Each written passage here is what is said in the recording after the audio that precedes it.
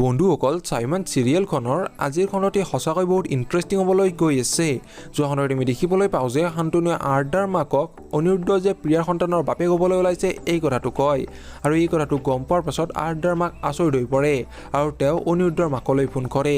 এতিয়া স্বাভিমান চিৰিয়েলখনৰ আজিৰ খণ্ডত আমি দেখিবলৈ পাম আৰ্দাৰ দেউতাক অনিৰুদ্ধৰ ঘৰত উপস্থিত হ'ব আৰু আৰ্দাক তাৰ পৰা ঘৰলৈ লৈ আহিব খুজিব।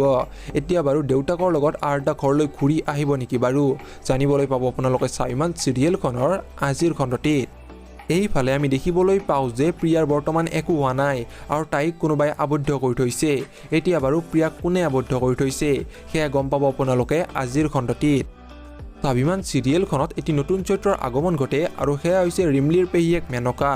এতিয়া মেনকা অনিৰুদ্ধৰ ঘৰলৈ আহি অনিৰুদ্ধ আৰু প্ৰিয়াৰ সম্পৰ্কৰ কথা জনাৰ পাছত বাৰু কি কৰিব। সঁচাকৈ স্বাভিমান চিৰিয়েলখনৰ আজিৰ খণ্ডটি বহুত বেছি ইণ্টাৰেষ্টিং হ'বলৈ গৈ আছে।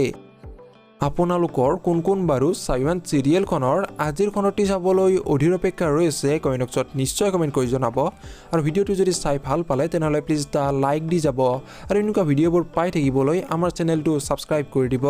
ধন্যবাদ।